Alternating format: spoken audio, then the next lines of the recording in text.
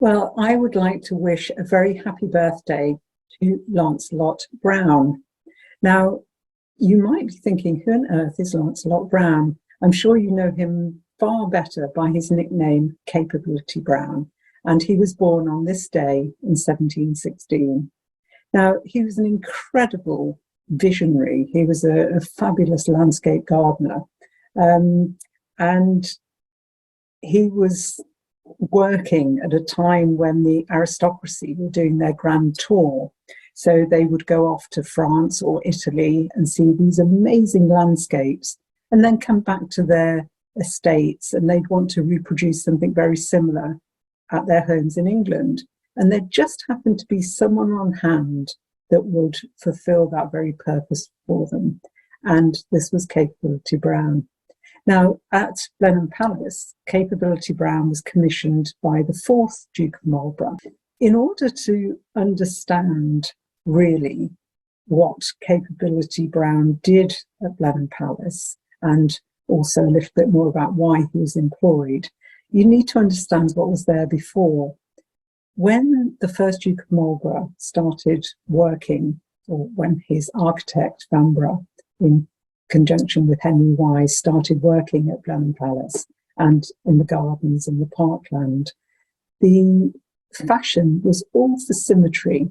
So everything was completely symmetrical. Vanbrugh and Wise had come up with this wonderful design which showed symmetrical avenues of trees and a kitchen garden that was enormous and again completely symmetrical. But the most outstanding feature was probably to be found on the south side of the palace, where they designed and built an enormous parterre.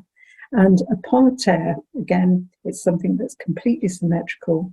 Ours had a hexagonal wall around it, and you could climb up steps, go onto the top of the wall and look down on all these wonderful paths and plantings, hedges that were cut into beautiful shapes. And as I say, it was all about symmetry.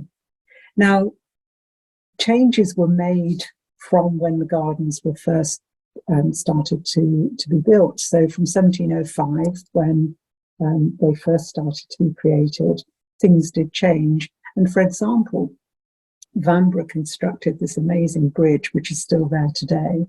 And the first Duchess, Duchess Sarah, had a cascade running beneath it to try and give a little bit of interest and emphasis to it, because originally there was just a very thin little river running through the central archway, and it didn't look particularly spectacular. And this was followed later on by a canal, which was the brainchild of the Duke's engineer, Colonel Armstrong. But when Capability Brown came and looked at the landscape, he drew up a completely different plan for it. And he did away with the symmetry. And what he wanted to do was to bring nature right up to the palace. And if you come to Blenheim today, it's quite astounding, really, because you can stand and you can look at the beautiful trees and look at the landscape, and it looks very, very natural. But in fact, of course, it was completely man-made by Capability Brown. So what did he do at Blenheim? He did away with the parterre, which had half fallen into ruin anyway, in all honesty, because it was a colossal job to try and maintain it in its original form. So he did away with that, and he grassed right up to the palace, and that's the area we now refer to as South Lawn. He planted no end of trees, and he had this wonderful tree planting machine that he invented. It was about 25, 30 feet long. It was a pole to all intents and purposes. And then at the bottom, it had another cross-section and a huge wheel either side of it to support it, and a tiny wheel at the front of it. And it tilted. So when a mature tree needed to be dug up, the transplanting machine was placed vertically next to it, and the tree was strapped to the machine, and a couple of very able-bodied gardeners would be able to dig a hole, cut the tree off to about 3 foot its roots 3 foot below the ground level, and then it would be tilted down, attached to an oxen or mule or whatever, and then it could be transported away. And then when it came to planting the tree, the reverse was done. So it was tilted from the horizontal to the vertical. It was upright, dropped into the hole that had been dug for it, and could be easily planted. Ingenious, really. So he planted thousands of trees at Blenheim, and most notably, he planted a belt of beech trees around the entire perimeter of the estate. And again, this gave the fourth Duke the notion that he was in a forest and that there was nobody outside the park, which was just as well, actually, because in later life he became a total recluse. So you can imagine that he took great comfort in thinking that there was no one beyond his park walls. He created a couple of ha-has. Now, again, a ha-ha is like you could be walking along, minding your own business, and suddenly the ground would drop into an enormous, great big deep ditch. And these were created to keep the deer out of the gardens, to stop them being able to come in and munch all the nice new planting. So a couple of ha-has we have to thank Capability Brown for. And he also grassed over Great Court, again, all with this theme of wanting everything to appear natural.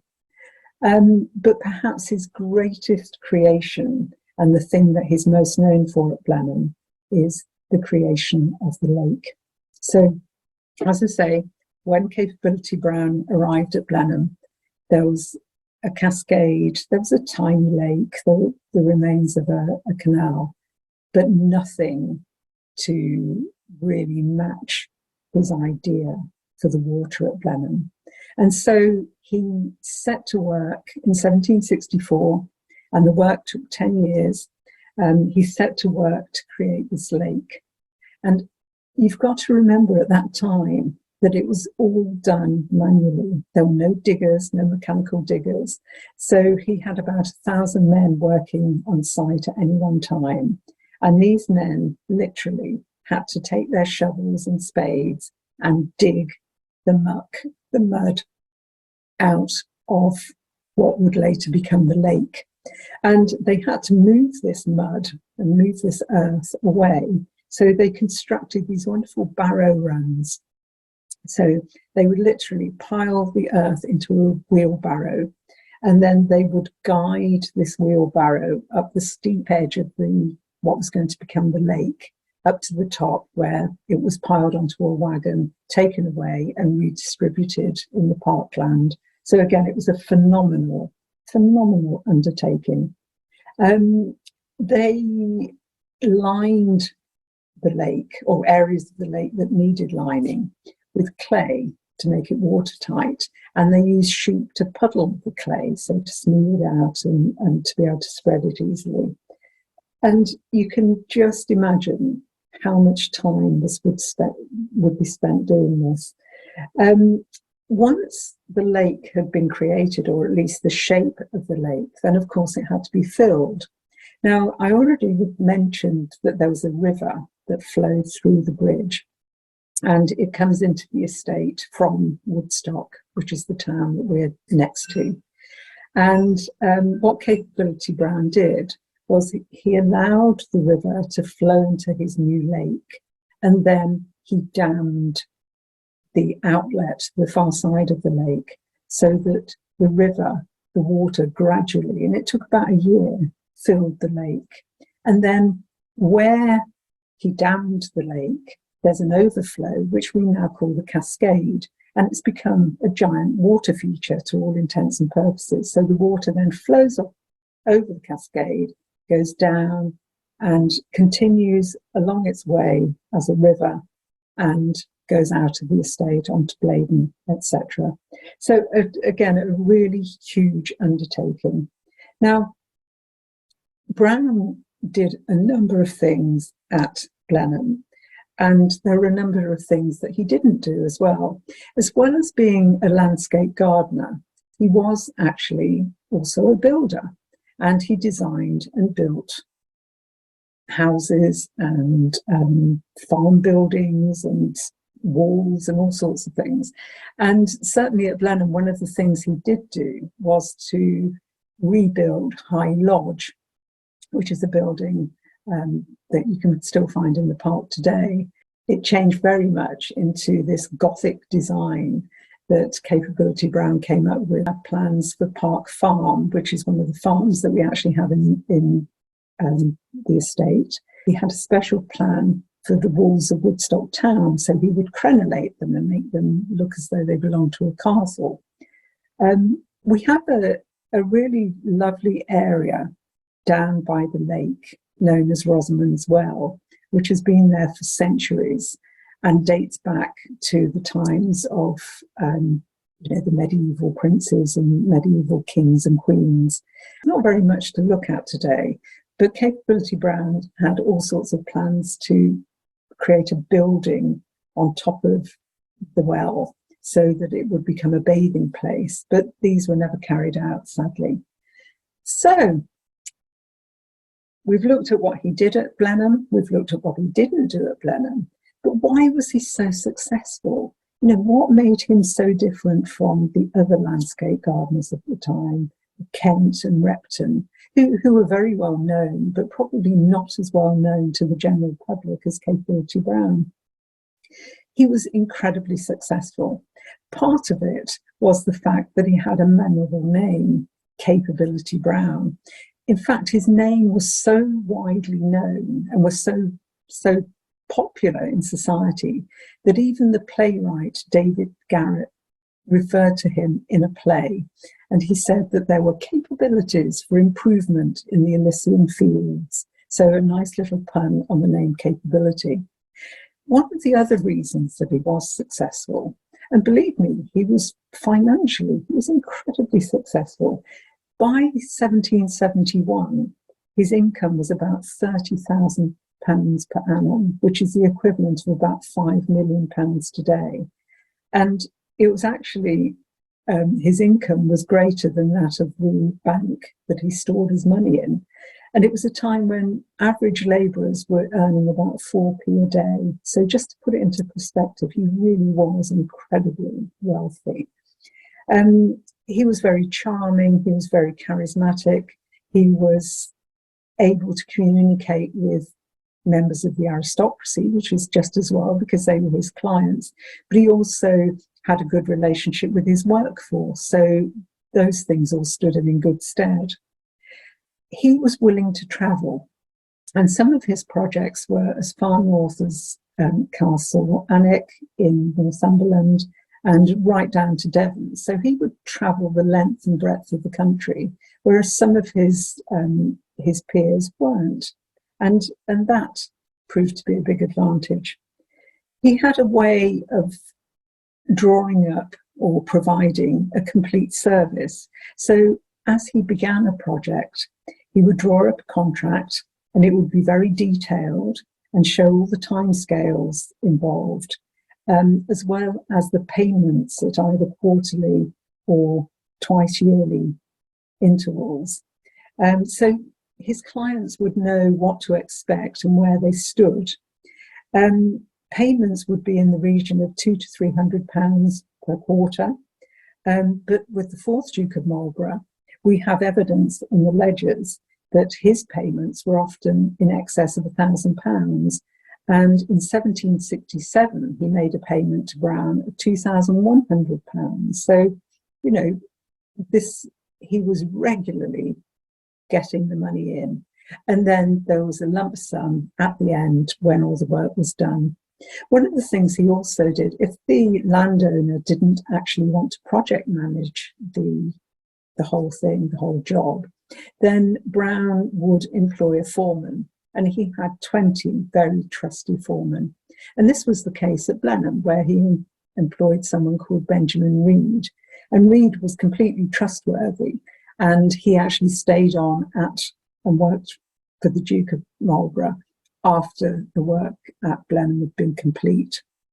Now, it was a time when a lot depended on word of mouth recommendation, which is how Brown got the job at Blenheim in the first place. So he'd been working at Stowe. He'd also worked at Kirkington Park, Castle Ashby, lots of the estates round and about.